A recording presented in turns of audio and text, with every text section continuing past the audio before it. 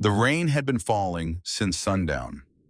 Not hard, not the kind of rain that announces itself with drama that pounds rooftops and floods gutters and gives people something to complain about the next morning over coffee.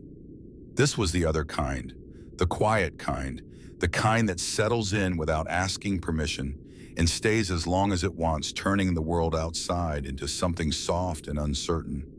The kind of rain that makes the inside of a warm building feel like the only solid place left in a dissolving world. Harlow's diner sat on Route 9 like it had always been there and always would be, which was more or less true.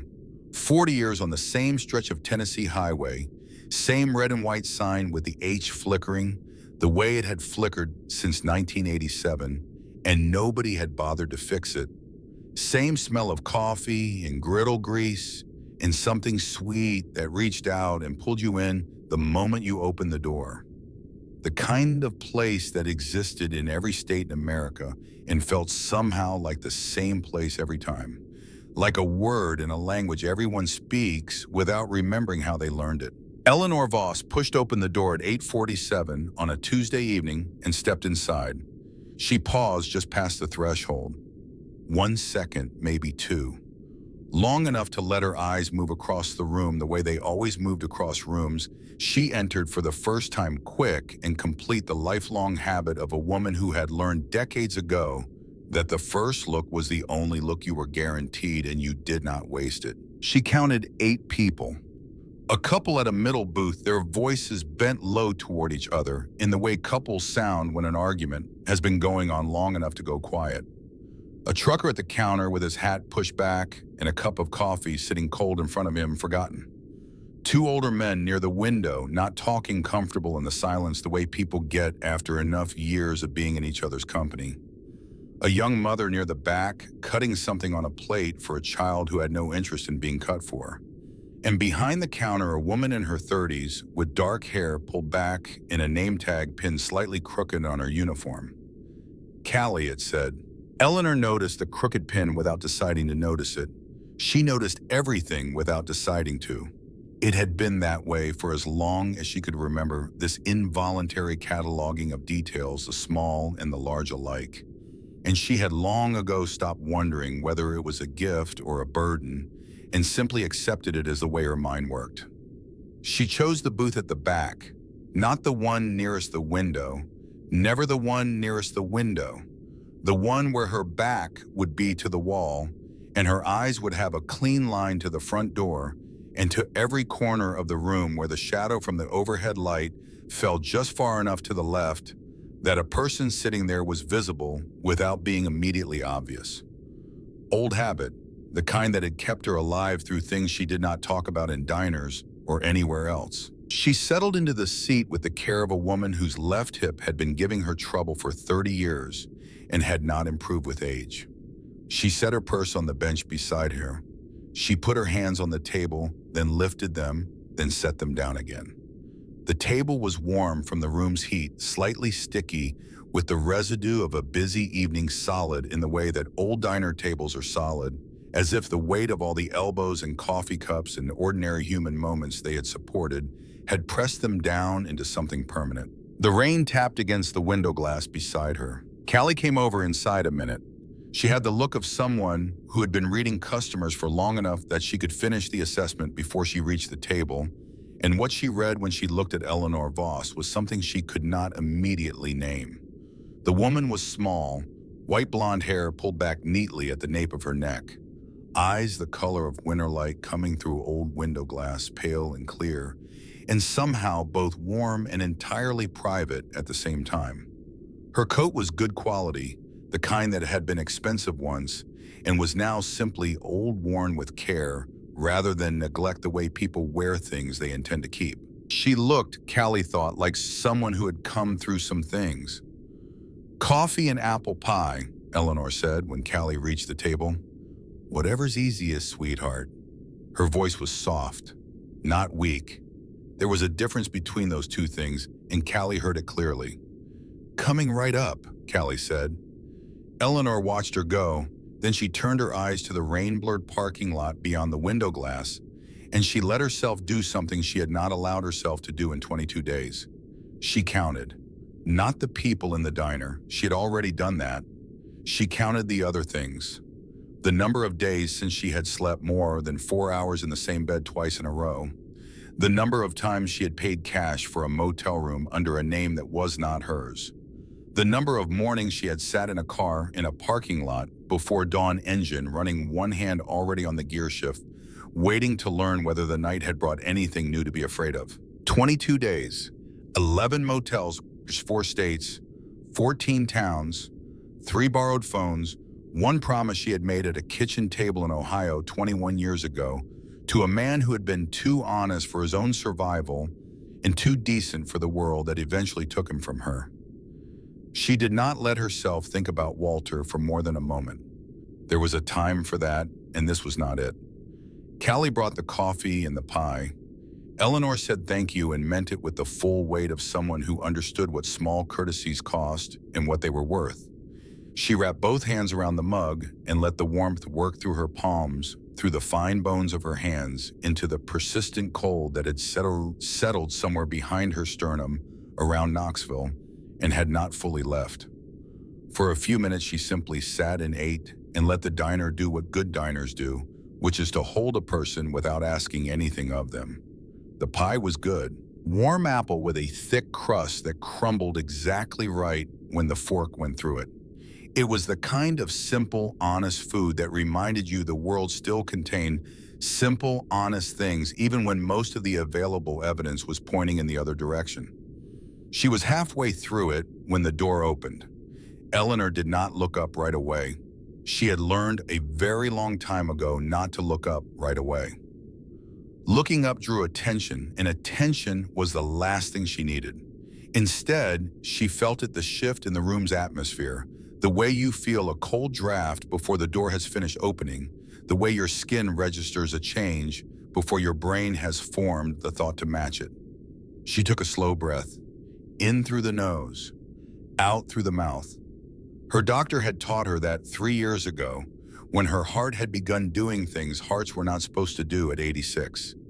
You slow it down, he had said, looking at her over his reading glasses with the careful expression doctors use when they are trying not to alarm you, while also alarming you. Your body still listens to you, Eleanor.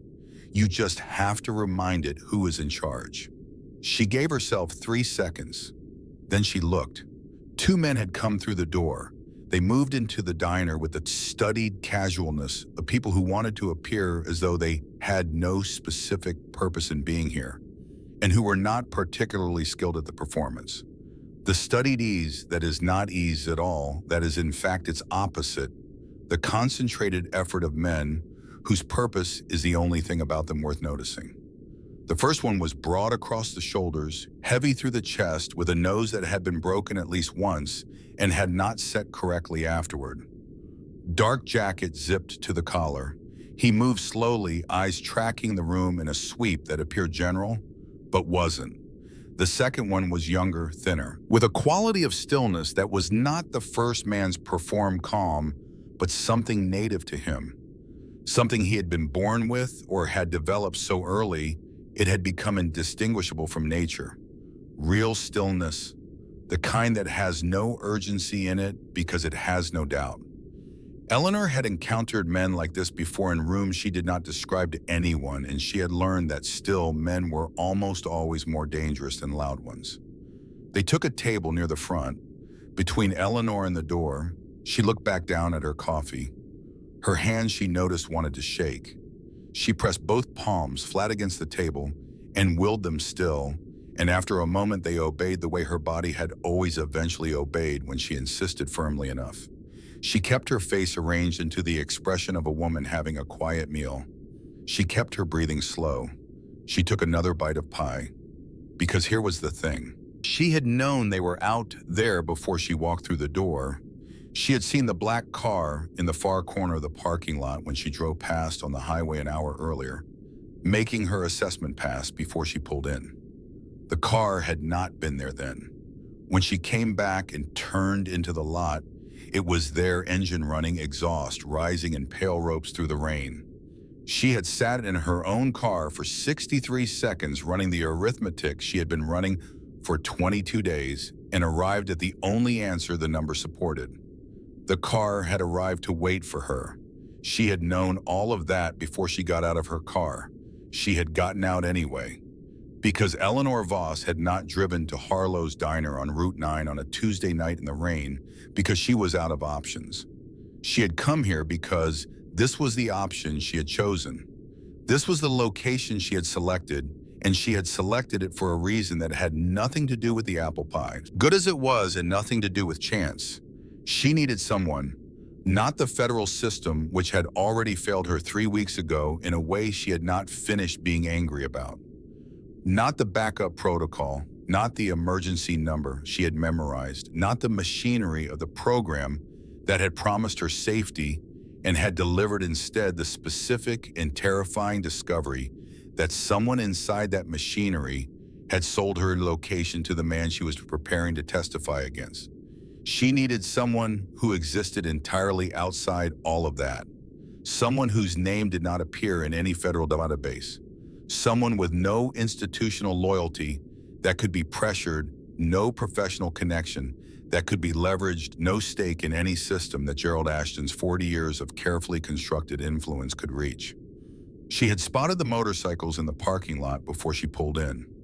9 of them lined up with the particular orderliness of people who take their machines seriously. Through the diner window, she had seen the leather vests, the easy movement of the men inside, the way a group of people carries itself when years of shared experience have built the kind of trust that doesn't need announcing. And she had thought, with the flat clarity of a woman who has run out of conventional options and found to her own genuine surprise that she is not without resources there. She finished her pie. She drank her coffee. She kept her hands flat on the table, and she breathed slow, and she waited not passively, but with every part of her attention trained on the room while her face showed nothing but a woman having a quiet meal at the end of a long day.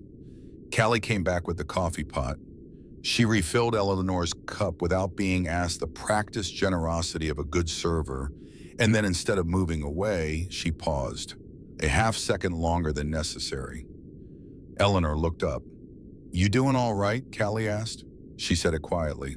She said it in a way that carried more freight than the words themselves. Eleanor looked at her, at the dark eyes that were reading her across the table with the precision of someone who had been reading people in this room for a long time and had gotten very good at it. "The pie is wonderful," Eleanor said. Callie nodded. She did not move quite yet, and in the space before she turned to go, she said very quietly, moving her lips as little as possible, "You need anything, you let me know. Anything at all." Eleanor held her gaze for a moment that was slightly longer than necessary. "Thank you, sweetheart," she said. She watched Callie walk back to the counter.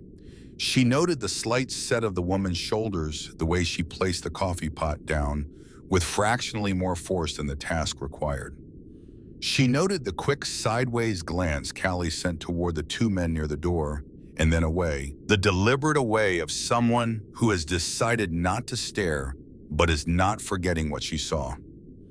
Eleanor filed all of it and went back to her coffee. The noise hit the diner like weather moving in. One moment, the room held the ordinary Tuesday evening quiet of a roadside diner in eastern Tennessee, and the next, it was rearranged entirely by 9 men who generated their own atmosphere and had brought it with them through the door. Not aggressive noise, not threatening noise, simply the full and unself-conscious volume of men who had never once in their lives been asked to make themselves smaller for anyone else's comfort, and had long since stopped being aware that such a request was even possible. Leather vests, tattoos that told long stories in the language of ink and time and things survived. Boots that hit the linoleum with the weight of men who walk through the world with their full mass and no apologies about it. They took 3 tables near the front, dragged a 4th chair over from somewhere, and one of them called to Callie across the full length of the diner in a voice designed to carry, "Got room for some hungry gentlemen, ma'am." Callie looked at them with the practiced assessment of 6 years behind this counter. She had learned to distinguish quickly between the customers who were going to cause trouble and the ones who were going to tip well And 9 times out of 10, the ones who called you ma'am and grinned when they said it were the easier ones. It was the quiet ones you watched. "I've got room," she called back. "Menus on the table." The man who sat down last, who had space made for him, without anything being said about it, was the one Eleanor had already identified from the parking lot. 6 feet 4 at minimum, 250 pounds, built over 5 decades into something that had made peace with itself completely. Gray threaded deep into a dark beard, dark eyes that moved across the room with the careful, unhurried assessment of someone who reads spaces as a matter of course, who enters rooms the way certain people enter rooms, which is with the full intention of understanding them. He sat down, looked at the menu, said something to the man beside him that made the man laugh. Then briefly his eyes moved across the rest of the diner in the casual survey that was not as casual as it appeared. They passed over Eleanor, stopped for a fraction of a second, moved on. She had felt it, that extra beat of attention, the half second of wait that landed differently than the ordinary glance. She did not look up. The vest read Iron Meridian MC. She had read it in the parking lot, standing in the rain beside her car for 63 seconds. She had not recognized the name specifically, but she did not need to. She knew what she was looking at. She knew what this organization was, and more critically, what it was not. It was not connected to Gerald Ashton's financial networks. It was not the kind of group that had retained lawyers who moved in the same circles as Ashton's lawyers. It was not reachable through the institutional pressure that Ashton had spent 40 years learning to apply. That was enough. She put her fork down. She picked up her coffee cup and held it in both hands and let the warmth work through her palms, and she had the quiet internal conversation that she sometimes had in moments of decision, where the part of her that was 89 years old and exhausted and entirely aware of her own physical limitations talked to the part of her that had been carrying a 21-year promise through everything life had been able to throw at it and had not yet set it down. She was afraid. She was genuinely deeply afraid, in the specific way that you are afraid when the options have narrowed and the walls have closed and you can feel time moving. Her heart was doing something her doctor would not have approved of. Her left hip ached with a combination of cold weather and tension that it always produced when she was stressed. Her hands wanted to shake and were only refraining because she was expending considerable energy asking them not to. All of that was true, and she was going to stand up anyway, because this was not the first time Eleanor Voss had been afraid and done the thing regardless. It was not the 10th time or the 20th. She had learned over the long course of her life that courage was rarely the absence of fear. Courage was what happened when the fear was fully present and you did the necessary thing anyway because the thing mattered more than the fear did. Walter had known that about her before she had fully known it about herself. She thought of him for exactly 1 second. The kitchen table in Ohio 21 years ago. His face when he sat down across from her and began to tell her what he had found in the books of a company he had been auditing for 8 years, watching her carefully braced for resistance, and she had not resisted. She had listened completely and without interruption, and when he finished, she had said simply and without drama, "What do we do next?" She put both hands on the edge of the table. She pushed herself to her feet. The walk from the back booth to the front of the diner was 40 feet. She had counted steps when she came in, the way she had learned to count steps in every space she might need to navigate quickly and under pressure. 40 feet of linoleum past the couple who had stopped arguing and were now watching her with the open curiosity of people who have noticed something more interesting than their own conversation. Past the trucker who had looked up from his cold coffee. Past Callie behind the counter who had gone very still with the coffee pot in her hand watching. Eleanor walked it the way she walked everything. Deliberate, unhurried. Her left hip producing its familiar complaint with every step, the slight hitch in her stride that 3 decades of physical therapy had never fully corrected and that she had long ago stopped fighting. Pain was information. Pain meant she was still moving.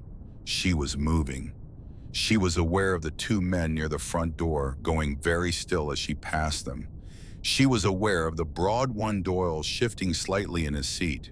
She was aware of the still one Prell tracking her with flat eyes that had done a rapid recalculation when she stood up and was still running the updated numbers. She did not look at them. She stopped at the edge of the bikers' tables. The noise around her dropped. Not completely, not all at once, but the man at the center was looking at her now, with his full attention, unhurried and complete. And two or three of the others had noticed and quieted, and the quiet spread outward from that center point like something dropped into still water. She looked at him. Up close, he was more than the sum of his physical dimensions, though those were considerable. What she saw in his dark eyes was not the wariness she had half expected, not the studied blankness that men sometimes use as a form of armor. What she saw was attention. Real attention, the kind that costs something to give, the kind that looks at what is actually in front of it rather than what it expects to find there. She had spent 89 years developing her ability to read people, and what she read in this man in the 3 seconds she allowed herself was this: he was exactly what he appeared to be, which was unusual, and he was steady in a way that was not performed, which was rarer still. She leaned forward just slightly, and she said it quietly enough that only he could hear it over the ambient noise of the diner. "I'm sorry to bother you. I know you don't know me." She held his eyes. "I'm frightened, and I don't have anyone else to ask." A breath. "Can you walk me to my car?" The diner was very quiet. He looked at her. His dark eyes moved just slightly past her shoulder, a small, controlled movement toward the table near the door, where two men had gone completely still. Then to the door itself, then to the parking lot beyond the rain-blurred glass, cataloging it with the efficiency of someone who has read situations quickly and under pressure for a long time. Then he looked back at her. Something in his face changed. Not dramatically, not with the performed emotion of someone who wants to be seen having a feeling. A small, quiet shift. The settling of a decision made without requiring more time to make it. "Ma'am," he said. His voice was low and level, and it moved through the quiet diner without effort, the way voices do when they belong to people who have never once needed to raise them to be heard. "We would be honored." He said it the way he might say any true thing, simply, without inflation or performance. Like a woman had not just crossed a room full of strangers with controlled fear in her pale blue eyes. Like 9 men in leather vests had not gone quiet at the same moment. Like this was the most natural request he had received all evening. He pushed his chair back from the table, slowly, not rushed. The deliberate movement of a man who wants the room to understand that he is choosing this freely and without urgency. He stood. He was exactly as tall as she had estimated. He looked down at her, and she looked up at him, and what she saw in his eyes was something she had not fully anticipated. Not pity. She had braced for pity, for the particular diminishing sympathy of someone who has looked at a small old woman in trouble and seen only the trouble. This was recognition. The specific quality of a person who has looked at something and understood it more fully than the surface presentation would seem to allow. "What's your name, ma'am?" he asked. "Eleanor," she said. "Just that. One name offered without the last name, the way you give only what is necessary when you are being careful, even in the moments when you are asking for help." "Cutter," he said. "My friends call me Stone. Use whichever one feels right." Something moved at the corner of her mouth, almost a smile, not quite. "Cutter," she said, "if it's all the same." Behind him, she heard the quiet scrape of chairs being pushed back. She did not need to look. She could feel the room rearranging the weight of it, shifting bodies, moving into positions that required no orders, because the men moving into them had learned over years of being in difficult situations together to read a room and respond with the wordless efficiency of people who trust each other completely. "Ready?" Cutter said. "Yes." She paused. "There's a black car in the far corner of the lot. Engine's been running since before I came in." She said it the way she said most important things, quietly, without drama, Information delivered the way you hand someone a tool when there is no time for anything beyond the handing. Cutter looked at her for one additional second. "How long have you known?" he asked. "Since I pulled in," she said. He held her gaze. "And you stayed anyway." "I needed to eat," she said, "and I needed to think." Something moved in his face that was close to a smile and stopped just short of it. Then he turned toward the door. They moved. The formation assembled in the time it took to cross 20 feet. Cutter at her left shoulder, Briggs shorter and broader on her right, adjusting his stride to match hers without being asked close enough to be immediately useful. Two men went ahead. Others spread out behind and to the sides. She was aware of it without looking directly at it. The way you are aware of shelter when you have been standing in rain for a long time. She was also aware of Doyle and Prell behind them, the sound of their chairs, the deliberate quality of two men standing up with the careful composure of people who have encountered an unexpected variable and are deciding in real time how to revise their plan. Through the service door, she caught a glimpse of Callie stepping out into the parking lot. The woman had come out through the side phone in hand, and she was standing in full view with her thumb over the call button, not hiding, making sure she was seen. Eleanor had counted on decency. She had been counting on it for 22 days in small ways, and borrowed phones, and a diner owner who had not asked questions, and a gas station attendant who had pointed her toward the highway without looking at her twice. Human decency was not the thing people wrote about in newspaper stories. It was quieter than that and far more common, and it had kept her moving when nothing else could. The cold outside was immediate and honest after the warmth of the diner. The rain continued the same quiet persistence, the same silver lines in the parking lot lights falling straight down in the still air. Her breath made small clouds in front of her. She kept her eyes on her car. Silver sedan center of the lot where she had parked it because the center gave her sight lines in all directions and a clean exit path to the highway. The black car was in the far corner. She could see it now, the exhaust still rising, the engine, note barely audible under the rain. Then the car door opened. Not the engine, the door. The sound a car door makes when it is pushed from inside and left ajar, held open a point of entry and exit both. The man who stepped out was not Doyle, was not Prell. Someone new. Taller in a dark coat that hung wrong on the right side, weighed wrong. The way coats hang when they carry something underneath that is not designed to be invisible and is not fully succeeding. Eleanor heard herself make a small sound, almost nothing, but Cutter heard it. "Eyes on your car," he said, low and steady, barely a movement in his face. "Open the door." She already had the keys. She pressed the unlock button, and the sedan flashed twice in the dark. "There are two more into the black car," she said quietly. "I counted when I pulled in." "I know," he said. The Iron Meridian MC had spread across the parking lot without a word between them. Oaks to the left, large enough to alter the geometry of the space simply by being in it. Briggs somewhere behind her. Others she could not see, but could feel in the changed quality of the night, the way the darkness felt inhabited differently than it had 60 seconds ago. The man from the black car had stopped.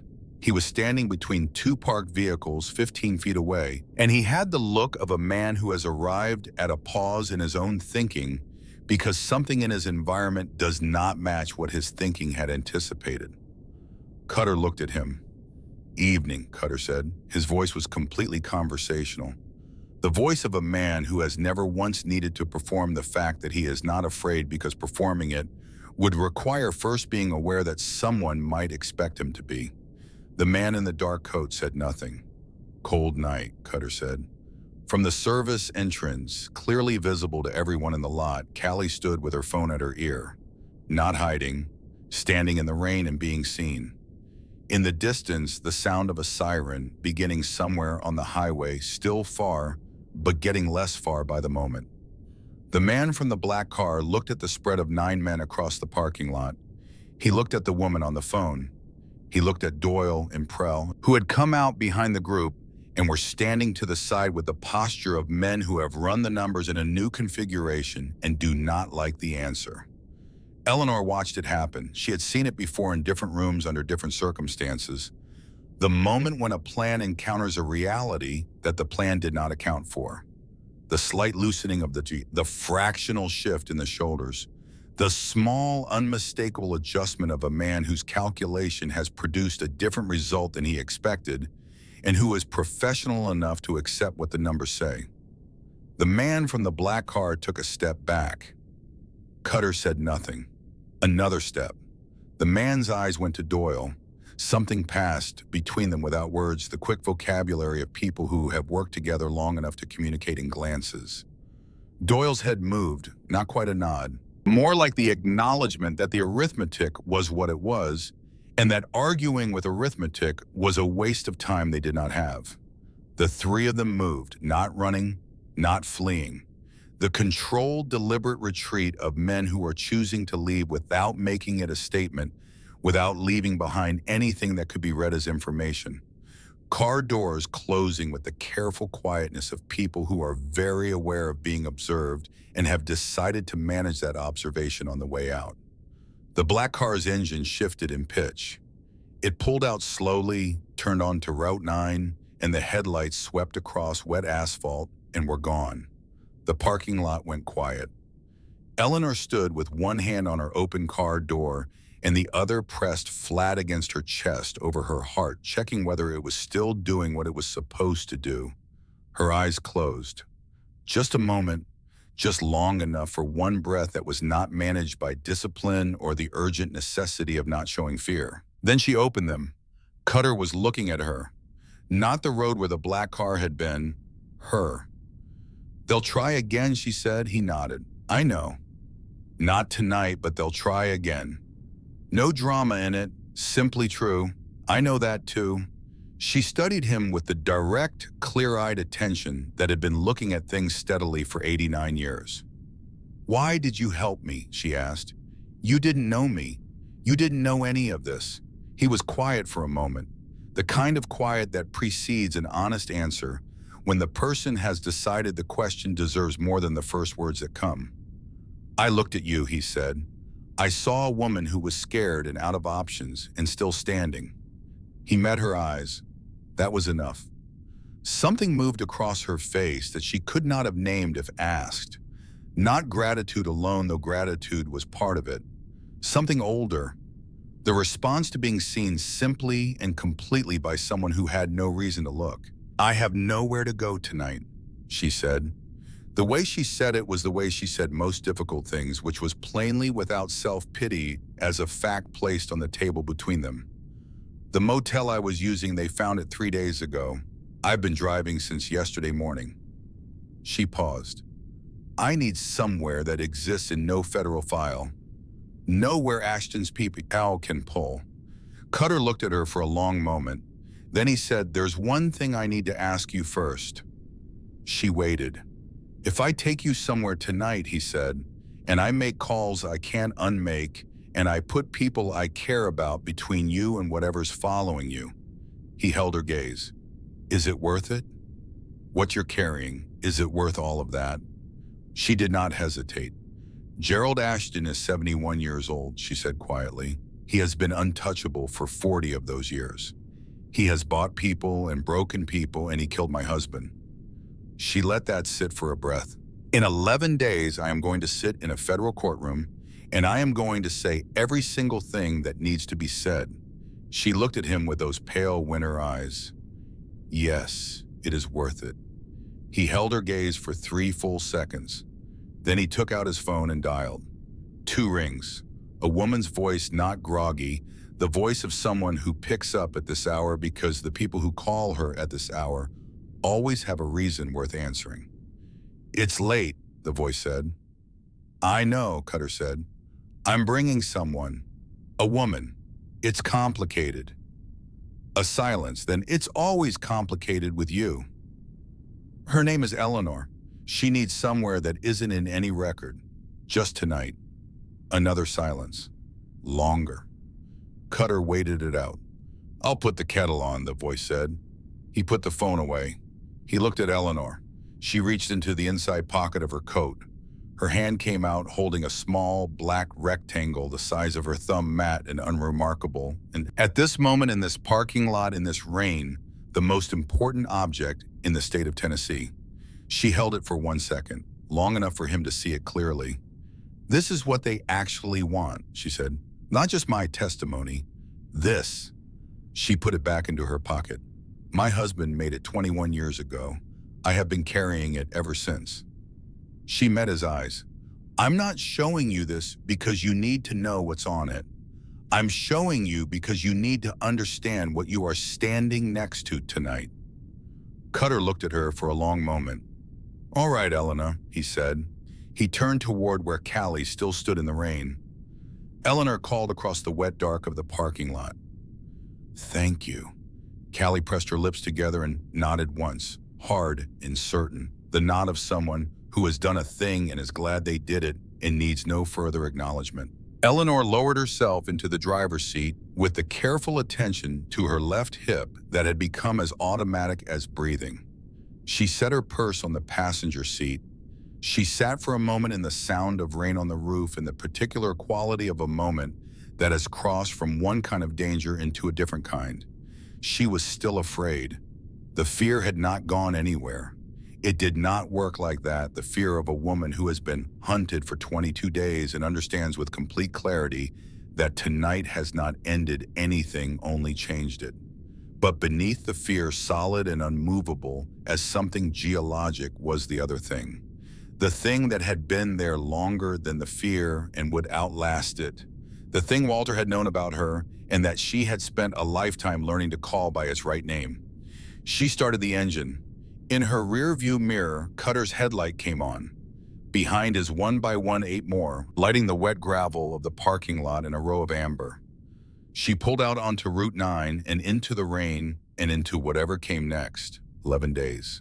She was going to make it. The road to Wren Hargrove's house turned to gravel a quarter-mile before the property line, and Eleanor heard it before she saw it. The shift from wet asphalt to loose stone under her tires, the handling of the car changing beneath her hands in the small, honest way that gravel roads always announce themselves. She slowed. In her mirror, Cutter's headlight held steady behind her. Behind is one more set of lights that had followed without crowding her, since Harlow's the careful distance of someone who has done this before. The property announced itself with a mailbox that leaned toward the road at an angle that spoke of a collision with something automotive at some point in the recent past, straightened back up imperfectly so that it addressed the road with a permanent, mild skepticism. A single light burned above a porch. The house beyond it was not large, but it was solid, the kind of construction that was built to endure rather than impress, settled into the hillside with the comfortable permanence of something that has been there long enough to belong. Eleanor parked where Cutter's headlight directed with a brief flash. She sat for a moment after she killed the engine. Through the windshield, the rain spoke quietly to the gravel, and the porch light threw a warm yellow oval across the steps, and the house waited, with the patience of a house that has waited through many things and is prepared to wait through more. The front door opened before Cutter had reached the top porch step. The woman in the doorway was 70 years old and moved with the ease of someone a decade younger. Compact, silver-haired, with her hair cut close, sharp-eyed in a way that suggested she had been reading situations accurately for a very long time and had no intention of stopping. She had the same quality of complete presence that Cutter carried, though expressed entirely differently. Where he was large and still, she was quick and contained the same fundamental steadiness expressed through a different instrument. She looked at Cutter, then passed him down the steps to Eleanor, still crossing the gravel toward the house, Briggs at her elbow watching the uneven ground. "Federal witness," the woman said. Quiet enough for only Cutter. He stopped. "How did you—" "Sergeant Whitmore's wife texted me 3 minutes ago." She stepped back from the door. She looks exhausted. She's been driving since yesterday morning. The woman made a sound low in her throat that communicated without requiring language, a clear and immediate intention to do something about that fact. She came down the porch steps and crossed the gravel to Eleanor with the purposeful directness of someone who has made a decision and is implementing it without further deliberation. She extended her hand. "I'm Wren," she said. "Come inside. There's tea, and there's a room, and no one is going to bother you tonight." Eleanor looked at her, the same direct measuring look she brought to everything, reading what was in front of her without flinching from what she found. She took Wren's hand. "Eleanor," she said, "I'm sorry to impose." "You're not imposing," Wren said. "You're a guest. There's a difference." She turned toward the house, her hand steady under Eleanor's left elbow on the side of the bad hip, and Eleanor did not ask how she had known which side. Some people simply knew. "Come on." Inside Wren's house did something that certain rare houses do, which was to make a person feel within the first few minutes of being in it that they were somewhere it was safe to put something down. It was not the furniture, though. The furniture was good, worn, and solid, and arranged by someone who understood how people actually moved through a space. It was not the warmth, though the warmth was real and immediate. It was something Wren herself generated, some quality of absolute and unperformed welcome that changed the atmosphere of a room the moment she entered it, that made the room different simply by her being in it. Eleanor sat at the kitchen table and accepted the mug of tea that appeared in front of her without being asked, and she wrapped both hands around it and let the warmth work through her palms. She let her eyes move around the kitchen in the automatic survey that was simply how her mind worked, and then she let herself stop surveying and simply sit. Cutter took the chair at the end of the table. He did not speak. He did not fill the silence with anything. He waited with the patience of someone who understands that certain things need to arrive in their own time, and that waiting is not the same as doing nothing. Wren sat across from Eleanor. "You don't have to tell me anything," she said. She said it without qualification, and she meant it without qualification. Eleanor looked at her tea. "My husband was an accountant," she said, "for 31 years. A pause. "He was a very honest man." Wren said nothing. The kitchen held the quiet and the rain. Too honest, as it turned out. Eleanor's voice was steady, the evenness of someone who has lived with these words long enough that they no longer cut on the way out. "He worked with a company for 8 years. Good work. Careful work. He kept records of everything as a matter of course. It was simply how he was built. He found something in the books. Not a small error, not an accidental irregularity. A large, organized, deliberate architecture of fraud. The kind that connects to people you do not want to know have noticed you." She set the mug down. "He came to me. He sat at a kitchen table not unlike this one, and he told me everything he had found, every number, every name, and every connection he had traced. He told me because he told me everything. That was who he was." She looked at her hands folded on the table in front of her. "And then he watched me carefully, the way he always watched me when he had said something significant, waiting to see how I would receive it. He went to the federal authorities 6 weeks later. He testified in the preliminary hearings. He was specific and clear, and he had documentation that nobody knew existed. 2 years of careful records he had been keeping before he ever said a word to anyone, because that was how he approached everything he did. He died 4 months after he testified." She paused. "Heart attack," they said. He was 68 years old, no cardiac history, had just had a physical that his doctor called remarkable for his age. She looked up. "I have never believed it was a heart attack." Wren's hand moved across the table and covered Eleanor's, both of them completely. Eleanor looked down at it. She did not pull away. She turned her own hand over slowly and held on. "That was 21 years ago," Eleanor said. "Gerald Ashton was 29 when Walter first found his name in those books. He built himself carefully after that. He protected himself well for a long time. But Walter was more thorough. Walter kept copies of everything.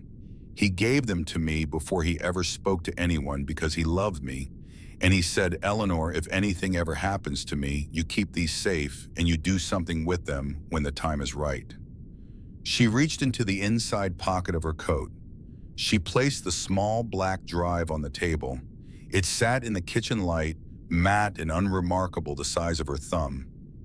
"Names," she said, Dates, account numbers, transaction records going back 21 years. 14 companies, 3 offshore accounts, 2 sitting public officials who were not sitting officials when Walter found them but have since built careers that would not survive what is on this drive. She paused. Everything that connects Gerald Ashton's operation from its beginning to its present form. Everything that makes the case not just provable, but complete. Cutter was very still. This is what they actually want, Eleanor said. Not simply my testimony. This. Without my testimony, this drive is evidence. With my testimony explaining what I know about how Walter found it, how we preserved it, what it connects to it becomes something a jury can follow from the first sentence to the last without losing the thread. She looked at Cutter directly. I have been carrying it for 22 days. A beat. I carried it on my person the entire time. A silence that contained several things at once. Cutter, she said, I need you to understand something about where he waited. When the protection program was compromised 3 weeks ago, the logical response was to contact the backup protocol, hand the drive to a marshal, let the system take over. She paused. I did not do that because the program was not compromised by accident. Someone inside the federal system gave up my location, which meant someone inside that system knew enough about my case to know my location was worth giving up. Handing the drive to any part of that system before I understood where the compromise had come from was the same as handing it directly to Ashton. She looked at the drive on the table, but there is a second reason. A legal reason. Chain of custody. If this drive passes through multiple hands before it is entered into evidence, Ashton's attorneys will challenge every transfer. They will find the weakest link and pull on it until something gives. She met his eyes. If I am the only person who has touched this drive from the moment the program was compromised until the moment I hand it to the court, there is nothing to challenge. The chain is unbroken because there is only one link in it. The kitchen was very quiet. The aloneness was not a vulnerability, she said. It was the protection. Cutter looked at her for a long moment, the specific look of a person who has been understanding a situation in one way and has just discovered its actual shape is considerably more deliberate than assumed. Your husband taught you that, he said. He taught me many things, not all of them about accounting. And then because Wren had said she did not have to say anything and had meant it without reservation, and because that quality of meaning it had created the only atmosphere in 22 days in which Eleanor found herself wanting to speak, she said the things she had not said to anyone. I agreed with him, she said, from the beginning, from the night he sat across from me and told me everything. I agreed immediately. She looked at her hands. He thought he was persuading me. He spent 2 days watching me carefully making his case again and again, and I let him. I let him believe he was bringing me around to a difficult decision. Wren was very still. I did it because I loved him, Eleanor said. Because if he had known I agreed from the first moment, he would have known that I had walked into it with my eyes fully open, and he would have carried that. The weight of having brought me willingly into something dangerous. He would have carried it for the rest of his life. A pause. So I let him persuade me, and then he died, and I never told him. The rain moved against the window. 21 years, she said. And I never got to tell him. Wren did not speak. She held Eleanor's hand and let the silence be what it needed to be, and Eleanor let her and the kitchen held both of them in the particular quiet of a space where a true thing has just been said aloud for the first time. It was Cutter's phone that moved them forward. He looked at the screen, stood from the table with the measured deliberateness Eleanor had already learned to read the way he moved when information had arrived that required action, and he was choosing not to let the urgency of it show. Ferris Galton, he said. He was ATF for 22 years. He knows this county better than anyone alive. He's been on the ridge above the North Access Road for the past 20 minutes. Eleanor looked at him steadily. There's a dark SUV in the turnout at Miller Creek Road, Cutter said. North of us, no plates. 2 people inside, heat signatures through the glass. He paused. Second vehicle on the south side. He's not certain of the count yet. Eleanor took 3 seconds. Then how long until they move? Ferris thinks 20 minutes before they test the perimeter. And the marshals, 40 minutes. Maybe 38 now. She did not speak the arithmetic aloud. 20 minutes before the threat advanced.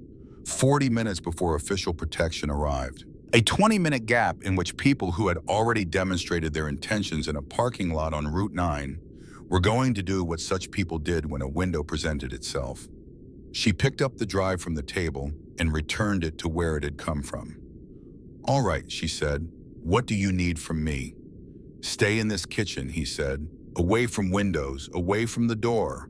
The drive stays where it is. Nobody in this house knows where it is except you, and that stays true until the marshals arrive."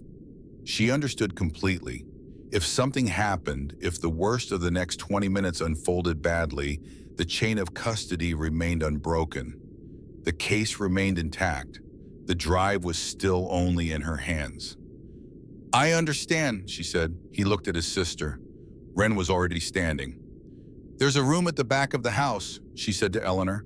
3 interior walls, no windows. I use it in tornado season." She paused. "It is the safest room in this building." "Not yet," Eleanor said. Cutter stopped. She looked at him directly. "Ashton is going to call you personally. He calls himself for conversations that matter to him. He doesn't send representatives for things he cares about." She paused. "When he calls, I need you to answer it.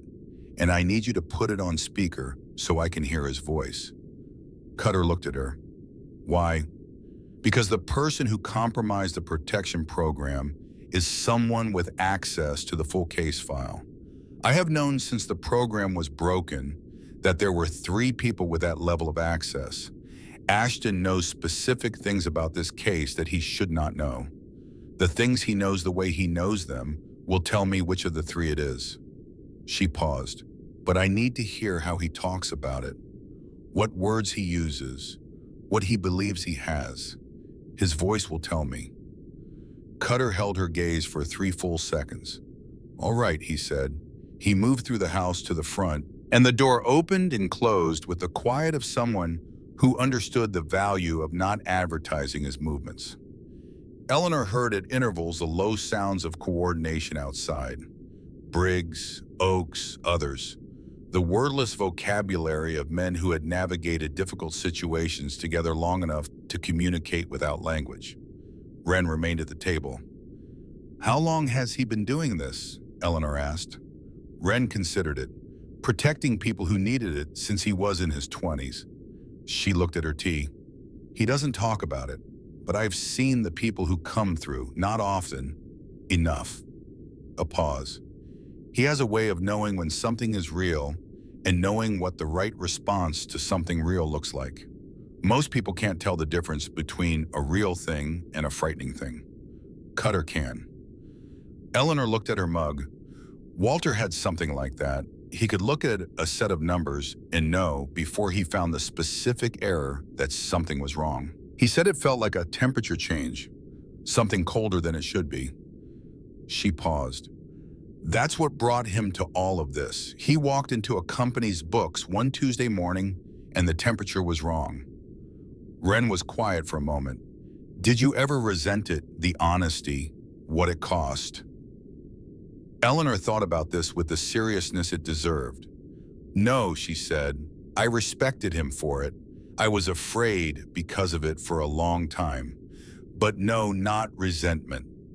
She looked at her hands. "You cannot resent a man for being what he is when what he is good." The phone rang from somewhere near the front of the house. Cutter's phone. She heard his voice, 2 short words, and then the sound of his footsteps coming back through the house. And then he was in the kitchen doorway with the phone in his hand and his eyes on her and the question already answered in his expression. He held the phone out, screen facing her, on speaker, already connected.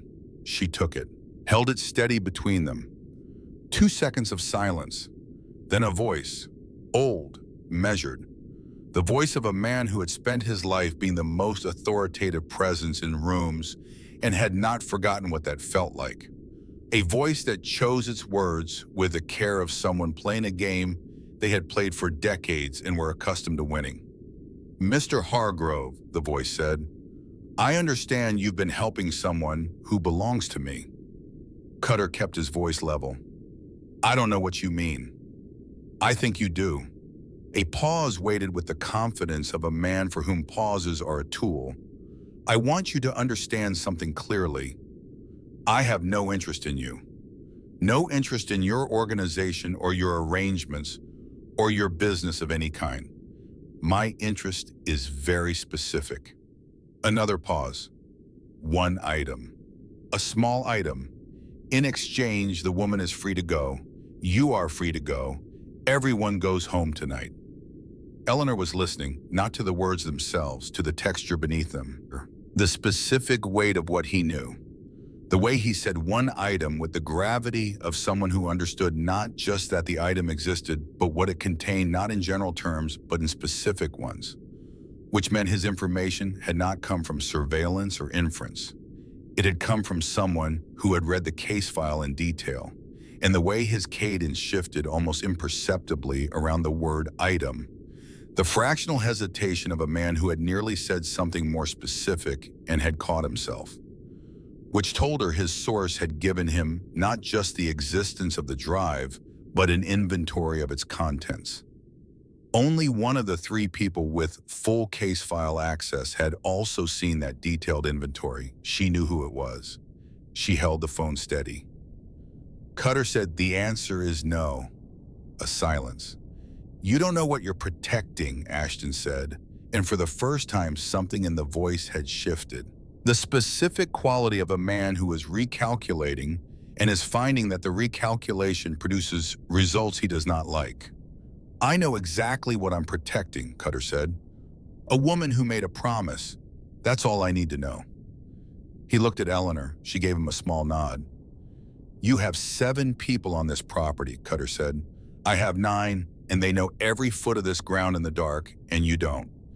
You have less than 40 minutes before federal marshals arrive, which means your window is closing, and you know it." He paused. "Run the numbers, Gerald, then make the same decision your man made in the parking lot." He ended the call. The kitchen was very quiet. Eleanor looked at him. "I know who it is," she said. "The leak." He waited. "Derek Pruitt, assistant to the lead prosecutor on the case. He's the only person with full case file access who also reviewed the detailed contents inventory of the drive." She paused. Ashton almost named the drive specifically. He caught himself, but not quite in time, which means Pruitt gave him the contents, not just the existence. She looked at the table for a moment. "I'm not going to say that name to the marshals tonight." "Why not?" "Because if Pruitt knows he's been identified tonight, Ashton knows he's been identified. And Ashton will use that immediately. He will claim the chain of custody was compromised through Pruitt, that the evidence was tainted before it reached the court." She shook her head. "Pruitt needs to believe he is still invisible. I need him to believe that for the next 9 days." Cutter looked at her. "You have a plan." "I have the beginning of one," she said. Ferris called again 14 minutes later.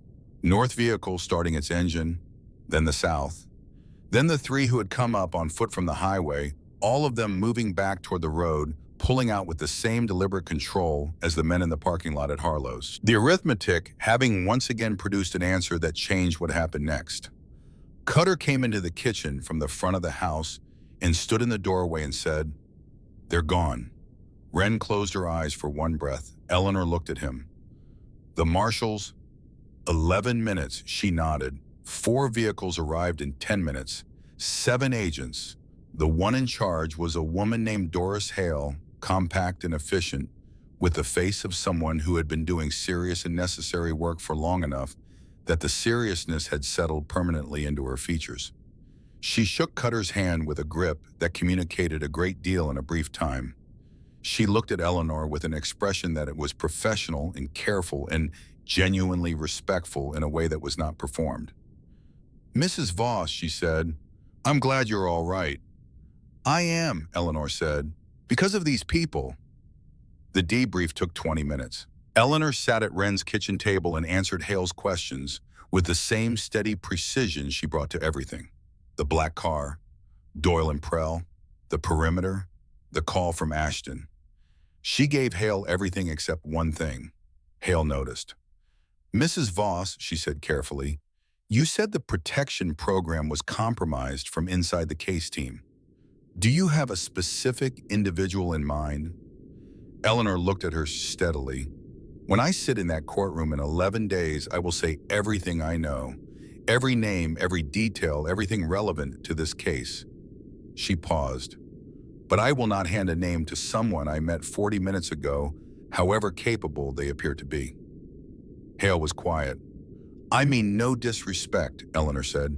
"I mean that I have been protecting this case for 22 days, and I intend to continue protecting it until it no longer needs protecting. Given that the system I trusted failed me 3 weeks ago, I believe my caution has earned its credibility." Something shifted in Hale's face.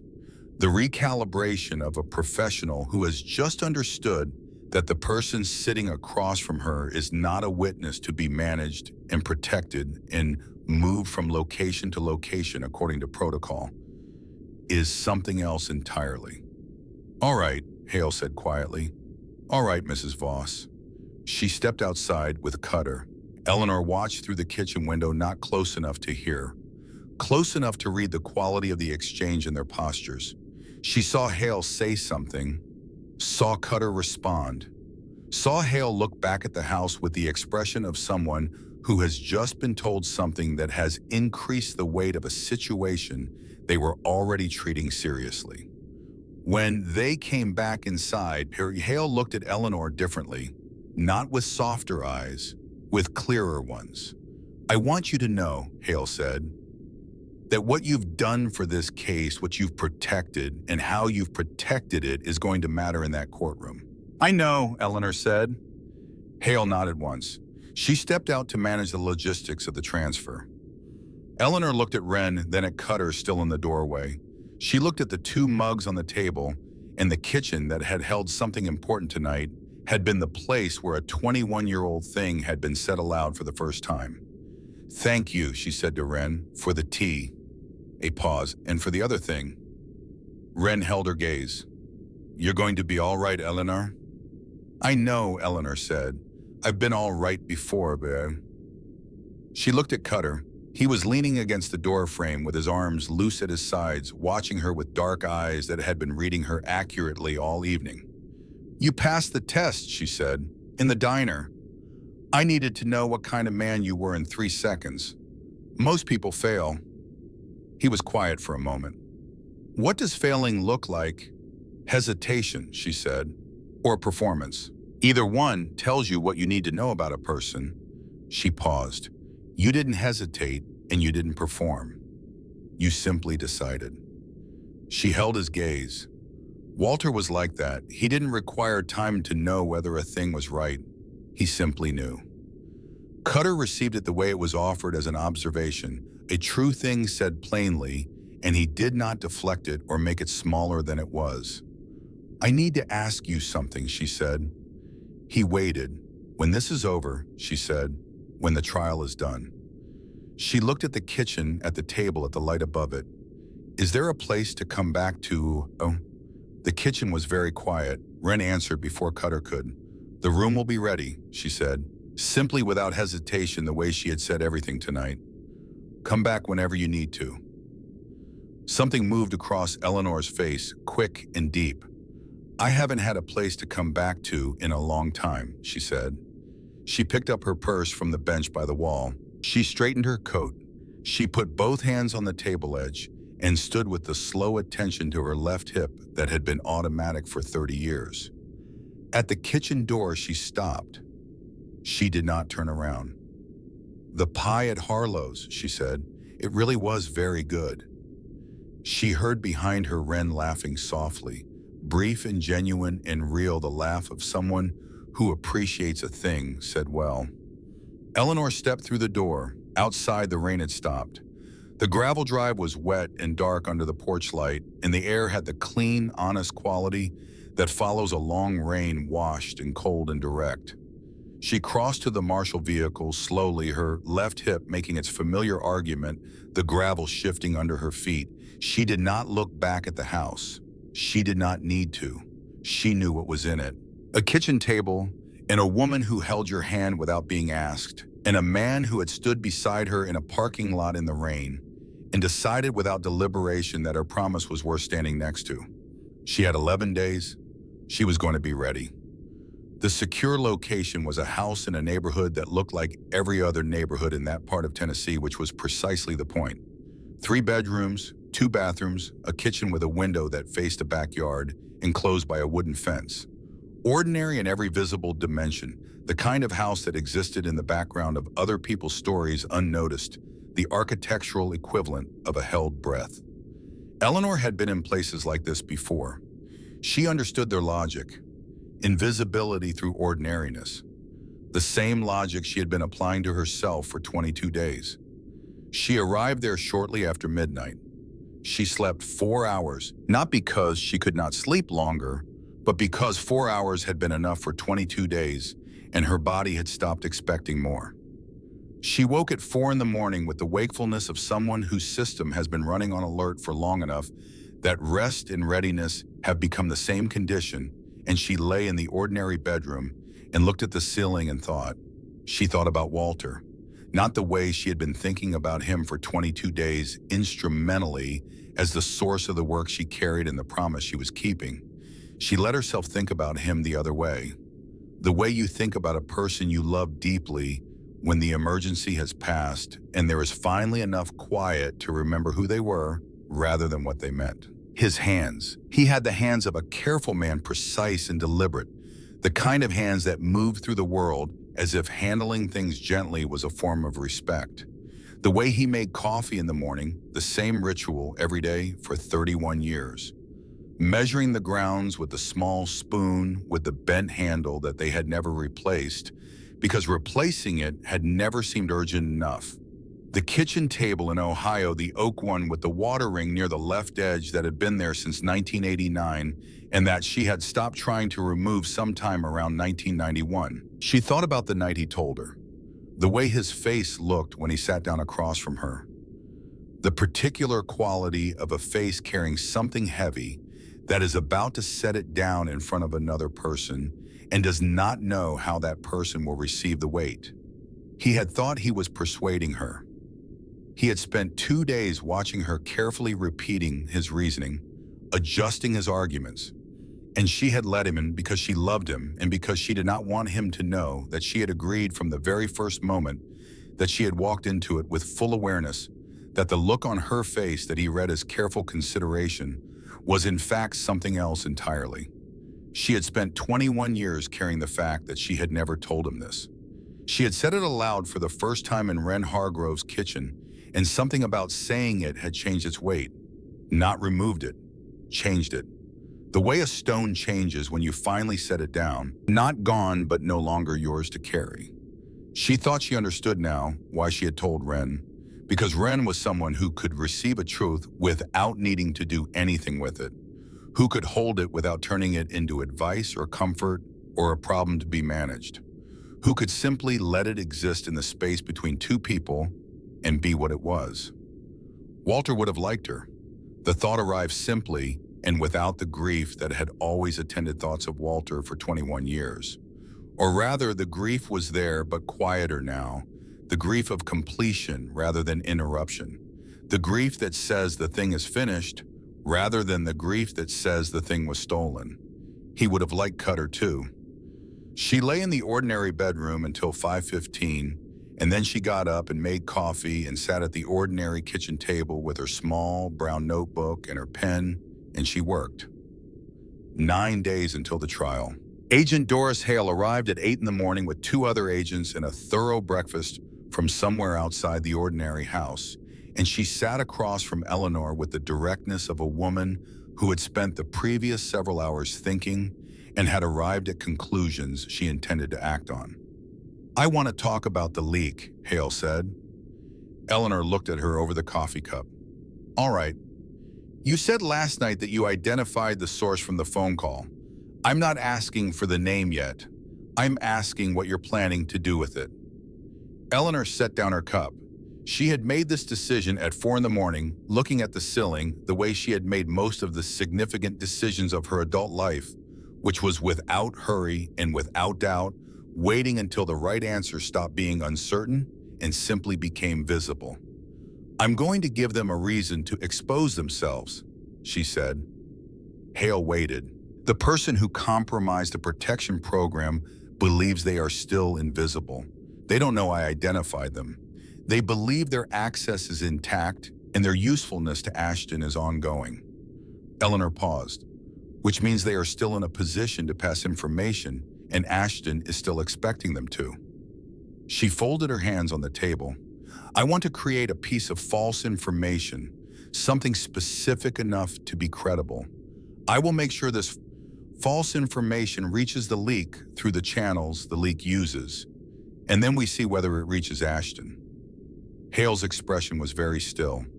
"If it does," Eleanor said, "we confirm the source definitively, and we confirm that the channel to Ashton is still operational, which means we can control what Ashton believes he knows about this case for the next 9 days." "What's the false information?" Hale asked. "That I will be producing a supplementary document during the morning session of day 8, Eleanor said. "A second record, something Walter kept separately from the main drive that I have only recently located. Something that would, if real, significantly extend the scope of the charges." She paused. "It isn't real. There is no supplementary document. But if the leak believes there is and passes it to Ashton, Ashton will act on it. He will try to intercept whatever is supposedly coming on the morning of day 8, and that action will confirm the source and expose the channel." Hale sat very still for a long moment. "The reason it works," Eleanor continued, "is that Ashton already knows the scope of what Walter documented. He knows how thorough Walter was. A supplementary record is exactly the kind of thing a man as careful as Walter might have kept. Ashton's belief in my husband's thoroughness will be the thing used against him." Hale looked at her. Then she said, "I need to run this through my supervisor." "I would expect nothing less," Eleanor said. "And if we do this, we do it as a coordinated operation." "That is precisely what I am proposing," Eleanor said. "I am not asking to operate alone. I am asking you to take this to the people who need to approve it and bring it back with an answer before the trial begins." Hale looked at her for a long moment. Something in her expression was not the recalibration Eleanor had seen the night before. Something simpler. Respect. Direct and unqualified. "I'll make the calls," Hale said. The approval came back the following day, worded with the careful layering of bureaucracies that need to be able to take both credit and distance depending on how things resolve, but approval nonetheless. The false information was constructed with Hale and 2 senior officials. Eleanor met in a conference room in a building she reached in a vehicle with tinted windows. They were skilled at their work. Eleanor gave them the framework and they built it correctly with the right amount of specific detail to be convincing and the right amount of vagueness to be plausible. On the evening before day 1 of the trial, in a pre-trial briefing that Derek Pruitt attended as part of his role, the false information was placed where the leak could find it. Eleanor was not there. She was in the ordinary kitchen making tea the way Wren had made it, and she was thinking about 9 days and what they would require of her. The trial began on a Tuesday morning. She did not watch the news footage. The courthouse steps covered the reporters with their practiced voices translating the ordinary procedural reality of a federal trial into the compressed dramatic language of broadcast journalism. She did not need the translation. She knew what was happening inside the building because she had been preparing for it for 11 days in the secure location and for 18 months before that, and in a way that had no clear beginning date for 21 years. She had thought in the days before it began that she might feel something dramatic when it finally started. some large emotional event proportionate to the size of what it represented. 21 years of waiting, a promise carried past every reasonable expectation of being kept. What she actually felt was focused. The same quality of attention she had felt walking across the floor of Harlow's diner. The same thing she had felt in the parking lot and in Wren's kitchen and in the ordinary bedroom at 4 in the morning. Not calm exactly. More like the state of a person who has been moving towards something for a very long time and has finally arrived at the threshold of it and is simply entirely present. Days 1 through 4, the prosecution built its case with the methodical precision of people who had been working toward this moment for 18 months and understood that a case of this complexity was not won through drama, but through structure. Through the patient accumulation of evidence laid in sequence, each piece connected to the next, the architecture of a thing that could hold weight. Day 4, the drive was entered into evidence. Eleanor was called to testify on day 5. She walked into the courtroom with Hale at her left side and another agent at her right, and she did not look at the cameras. She could feel aimed at her from outside, and she did not look at the reporters. And when she entered the courtroom, she did not look at the gallery. She looked at the chair. The witness chair was ordinary, wooden, slightly worn, the kind of chair that has held thousands of people over the years. It has occupied this room, all of them arriving with something to say, and the weight of saying it. She walked to it with her left hip making its familiar argument about the distance, and she sat down and she folded her hands in her lap and she looked at the prosecutor. She was ready. She had been ready for 21 years. She had simply been waiting for the room to be ready too. She spoke for 4 hours, not 4 hours of drama, 4 hours of precise sequential testimony in which she explained what Walter had found, how he had found it, how he had documented it, how she had received the documentation, how she had preserved it across 2 decades and 3 changes of format, and what every item on that drive connected to in terms of names and dates and transactions in the 40-year architecture of Gerald Ashton's organization. She was not performing. She was not narrating. She was saying what was true in order with the clarity of a person who has been living with the truth for long enough that saying it is the most natural thing available to her. Ashton's defense attorney cross-examined her for 40 minutes. He was skilled. She had expected him to be skilled. He was the kind of lawyer that 40 years of criminal wealth could retain, and he knew his work, and he spent 40 minutes in the room with Eleanor Voss looking for the edge of her, the place where her certainty gave way, or her memory wavered, or her composure could be gently and professionally dismantled. He did not find it. Every question she answered directly without hesitation, without the elaboration that introduces uncertainty, and without the brevity that suggests evasion. She answered each question exactly as much as it required, and not one word more. When he attempted to reframe her responses, she corrected the framing with the quiet precision of someone who knows the difference between a reframe and a mischaracterization and is not going to allow either to stand. When he returned to questions he had already asked in different language, she noted without inflection that she had already addressed that point. After 40 minutes, he sat down. He did not look defeated. He looked like a man who has spent 40 minutes looking for a door in a wall and has concluded professionally and without unnecessary emotion that there is no door. The request for recess that afternoon came from the attorney representing one of the co-defendants submitted after Eleanor's testimony. It was denied. She did not know this until later. She was already back at the secure location by then, sitting at the ordinary kitchen table with a cup of tea and a sandwich that Hale had brought, feeling in her hands and her shoulders, and somewhere deeper than either the specific exhaustion that follows 4 hours of total unbroken concentration. The good kind of exhaustion, the kind that comes from doing a thing fully that needed to be done.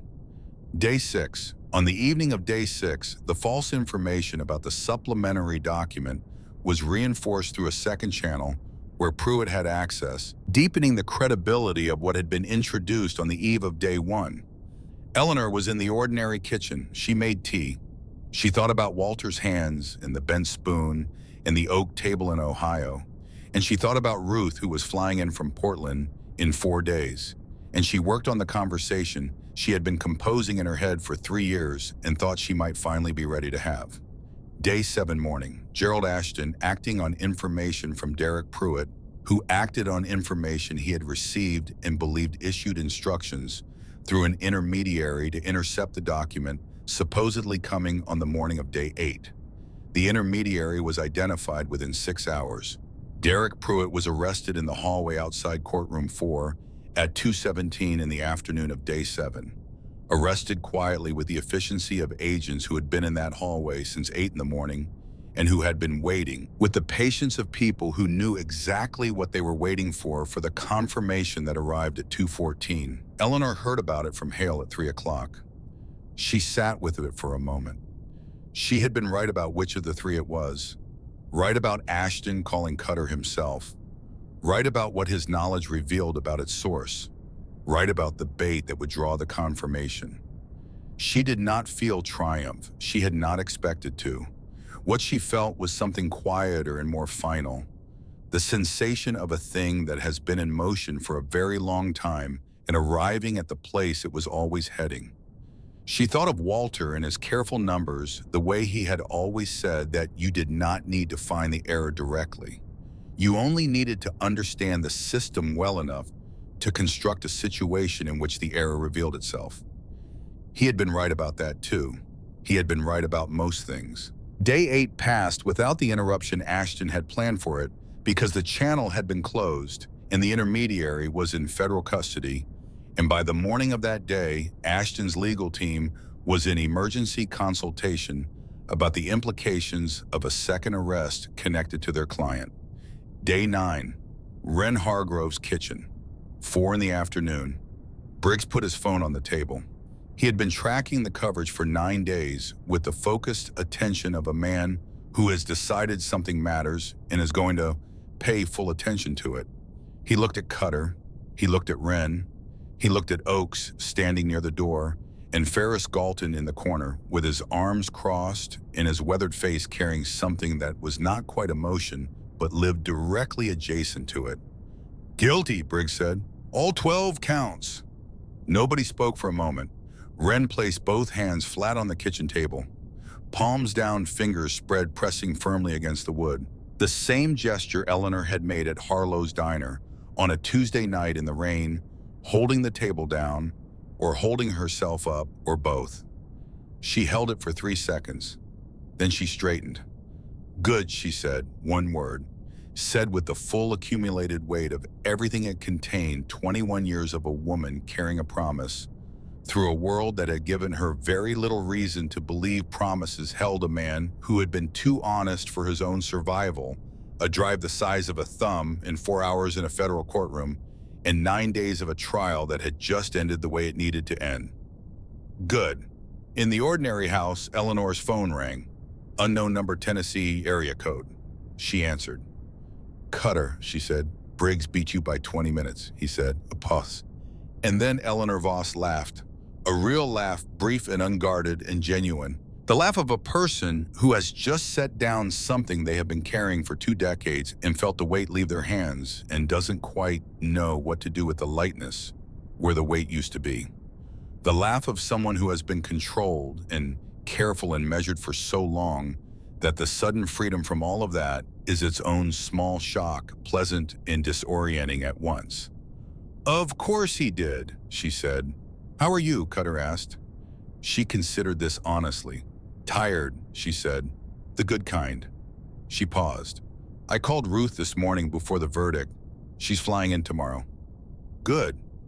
We have things to talk about. It's been complicated between us for a few years, but she's coming."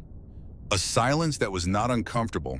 The silence between people who have come through something together and do not need to fill the space between words.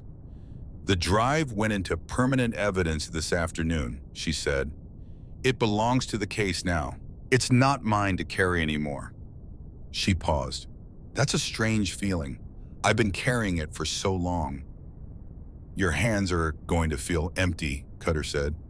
"They already do." She paused. "But that's all right. Empty hands can hold new things. She heard through the phone the ambient sounds of Wren's kitchen. Voices, something that sounded like an argument about something minor, the comfortable kind that happens between people who trust each other enough to disagree out loud without any real heat in it. "I meant what I said about coming back," she said. "When Ruth and I have had some time." "Wren already has the room ready," he said. "She told me this morning." "Wren keeps her word." "It's a familial trait," he said.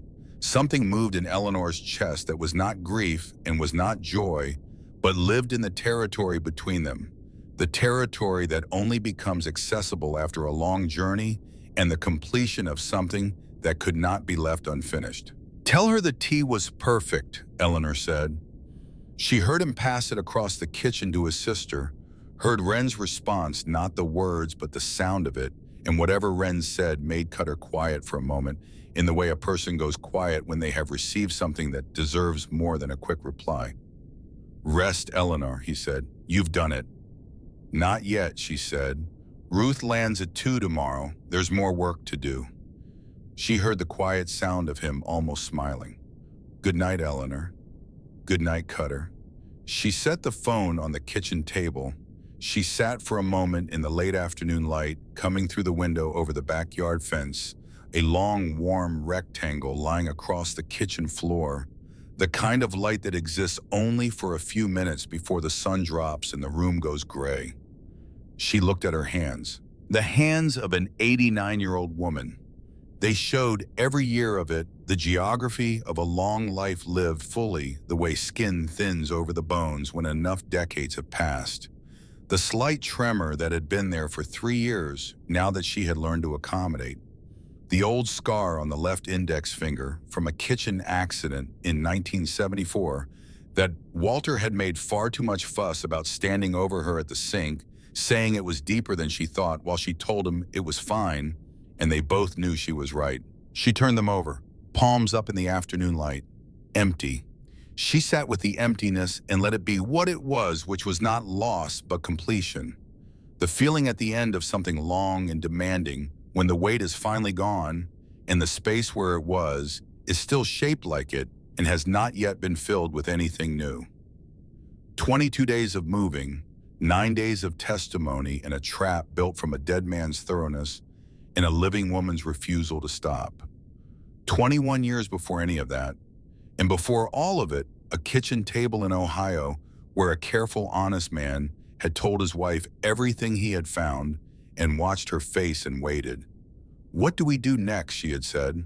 She said it again now, quietly, to the empty kitchen, to the afternoon light coming through the window, to Walter, who had been gone for 21 years, and to whom she still sometimes spoke when the moment was right. "What do we do next?" She thought she could hear him answering, not in words. In the warmth of a presence so familiar that it had persisted past the body that carried it the way the scent of coffee from a bent-handled spoon persisted in a kitchen long after the coffee had gone cold. "You rest," she thought he would say, "and then you live." She folded her hands on the table.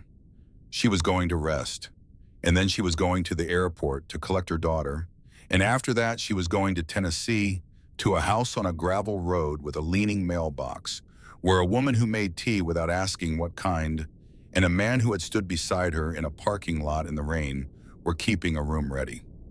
6 weeks later, on a Friday afternoon in October, Eleanor Voss and Ruth Voss Hadley turned onto a gravel road in eastern Tennessee. Ruth was driving carefully because her mother had mentioned the road was uneven, and Ruth had developed in the past 6 weeks a new habit of listening carefully to things her mother mentioned. The mailbox was still leaning. Eleanor felt something warm and uncomplicated move through her at the sight of it. Wren opened the door before they reached the porch steps.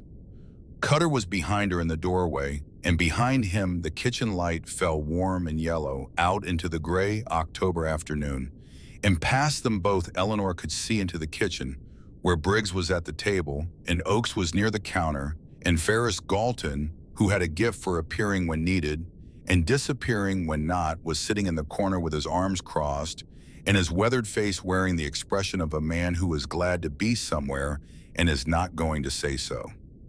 Ruth came around the car and stood beside Eleanor on the gravel, and Eleanor looked at the house, at the light in the windows, and the people visible through the glass, and she felt in her chest and in her empty hands and in the particular geography of her 89-year-old body, something that she recognized as arriving, not the end of a journey, the beginning of whatever came after. Wren came down the steps and took Eleanor's hand. "How was the drive?" she asked.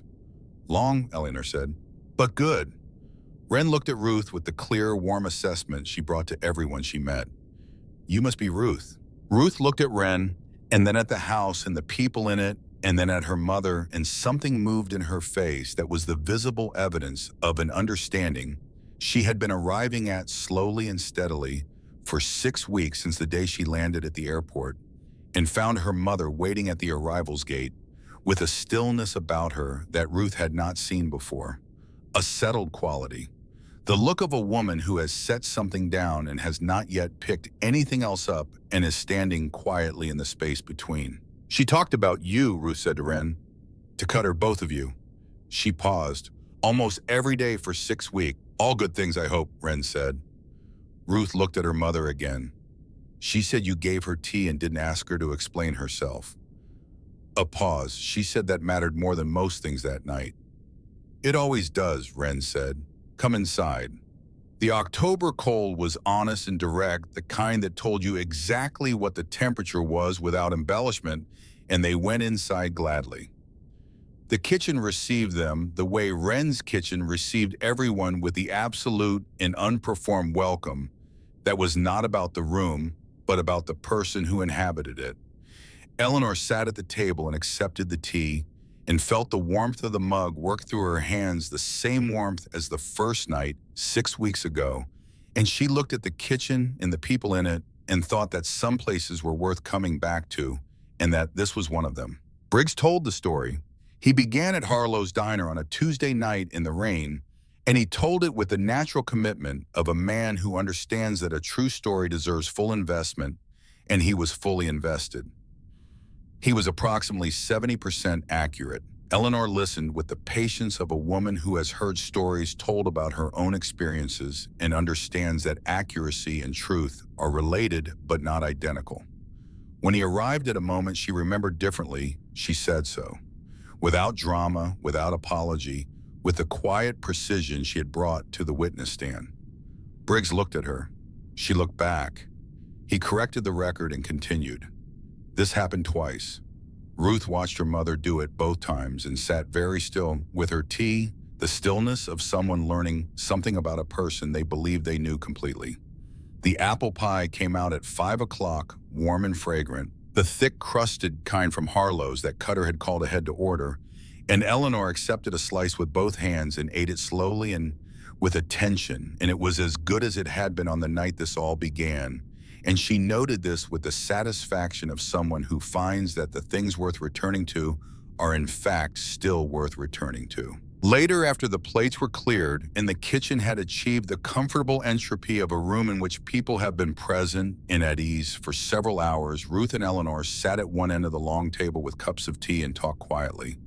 Not about the trial, not about Ashton, not about Pruitt, or the drive, or the 22 days. They talked about other things, older things, the things between mothers and daughters that accumulate over years of distance and misunderstanding and love that does not diminish, but sometimes has trouble finding its way through. Eleanor said some things she had not said. Ruth said some things she had not said. Some of it was difficult in the way that honest things between people who love each other are sometimes difficult. The minor pain of a muscle held tight for too long, finally releasing. Some of it was easy in a way that surprised them both. At one point, Ruth said, "I didn't know who you were. I thought I did, but I didn't." Eleanor looked at her daughter's pale blue eyes, the same eyes she saw in her own mirror. "You knew who I was," she said. "You just didn't know everything I'd done." "Is there a difference?" Eleanor thought about it. "Yes," she said. "Who you are is what you do when it matters. Everything else is just the setting." Ruth looked at her for a long moment. Then she looked at the kitchen around them, at the people in it, at Cutter coming back inside from wherever he had been at Wren moving quietly at the counter. At Briggs, still talking to Oakes about something that had made them both laugh. "She said you were a good man," Ruth said to Cutter when he passed. "She said you decided something in 3 seconds and didn't waste time on it." Cutter looked at Eleanor. Eleanor looked back at him with those pale winter eyes, direct and unguarded, in a way they had not been the first night, the eyes of someone who is no longer managing what she shows and no longer needs to. "She's generous," Cutter said. "She's accurate," Eleanor said. Cutter sat down at the other end of the table, and Wren brought more tea, and the October evening settled into the windows, and the kitchen held all of them in the uncomplicated warmth of a place that has decided over the course of many years and many people passing through it that this is what it is for. Cutter went outside sometime after 8. Eleanor noted his absence the way she noted most things, quietly, peripherally, and understood it the way she had come to understand most things about him, which was that he knew when to be inside and when the inside had enough in it already. She let the conversation with Ruth continue, finding its pace, which was uneven at first, and then less so the natural rhythm of two people who have a great deal of ground to cover and have finally agreed without saying so explicitly to begin. Outside, the October night had settled fully over the gravel road and the leaning mailbox and the property that Ferris Galton knew every inch of in the dark. Cutter sat on the porch with his arms resting on his knees and his eyes on the tree line where the stars were very clear in the dry autumn air above it. He was not thinking about anything specific. He was doing the thing he sometimes did on nights like this, which was to let the weight of a period of time settle into its proper place in his understanding of things, to stop carrying it actively and let it become what it was, which was the past, which was where things went when they were finished.